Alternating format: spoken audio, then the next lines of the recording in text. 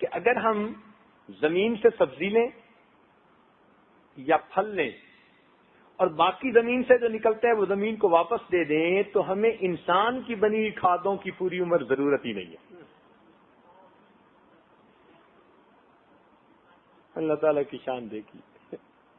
وہ کہتے ہیں سبزی اور پھل انسان کے لیے ہے اور باقی جو کچھ ہے وہ تو زمین ہی کٹ جانا چاہیے نا. تو اگر وہ واپس زمین میں ڈال دیا جائے تو اس میں اتنی فرٹیلائزر ہوتی ہے کہ انسان کو آرٹیفیشل فرٹیلائزر کی کبھی ضرورت ہی نہیں.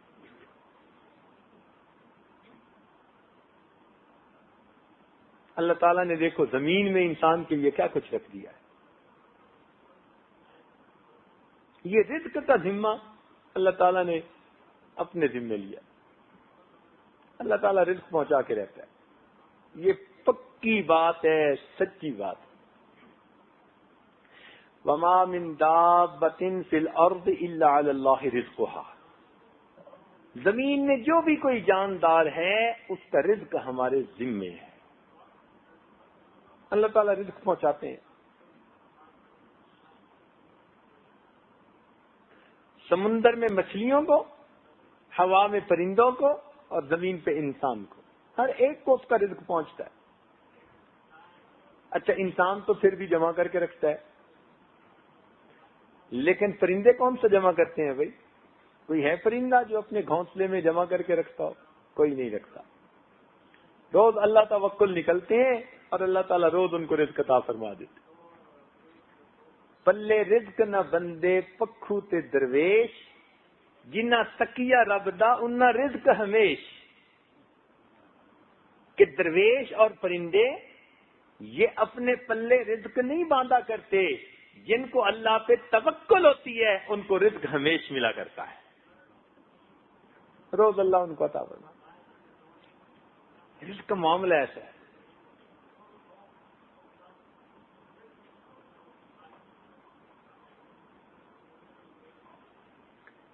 بلوں میں چیونٹیوں کو رزق دیتا ہے, پانی کے اندر مچھلیوں کو رزق دیتا ہے. ہم سمجھتے تھے یہ جو بڑی بڑی ویل مچھلیاں ہوتی ہیں نا تو یہ بڑی بڑی مچھلیوں کو کھاتی ہوں گی اور ٹنوں کے حساب سے یہ گوشت کھاتی ہوں گی, تب ان کا کام چلتا ہوگا. جب پڑھا تو پتہ چلا کہ نہیں, ان کی غذا پانی کے اندر وہ چھوٹے چھوٹے ذرات ہیں جو ہمیں آنکھ سے نظر ہی نہیں آتے. یہ پانی اندر لیتی ہیں اپنے اور وہ چھوٹے چھوٹے ذرات فلٹر کر کے پانی نکال دیتی ہیں. ذرات ٹنوں کے حساب سے ان کی غذا بن جاتے ہیں.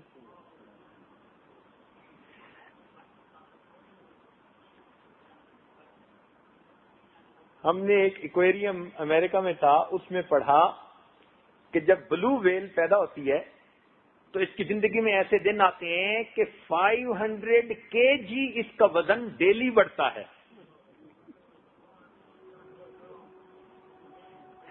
اب بتائیے کہ جس کا 500 kg ڈیلی وزن بڑھ رہا ہے اس کی خوراک کتنی ہوگی؟ اور وہ خوراک کیا کہ ہمیں پانی میں نظر ہی نہیں آتی. ہاں میرے مولا,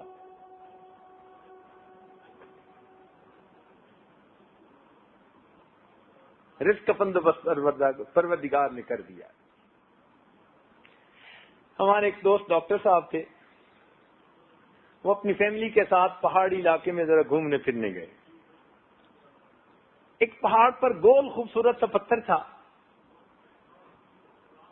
اس پر جب ان کی نظر پڑی نا تو ان کی بیٹی نے کہا کہ ممی وہ پتھر دیکھو, جیسے ہمارے ڈرائنگ روم کا کلر ہے نا بالکل اس سے میچ کرتا ہے.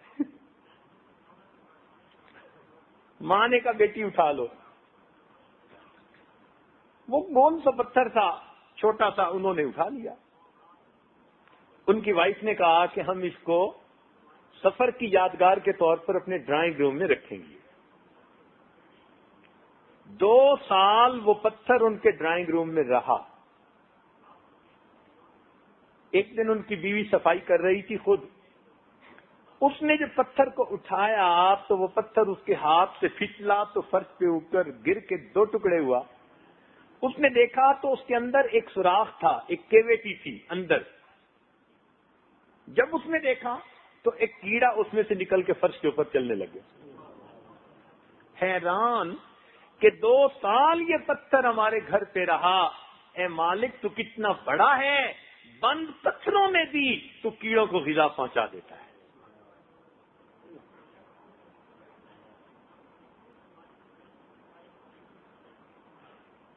رزق جس کا ہو اس کو مل کے رہتا ہے.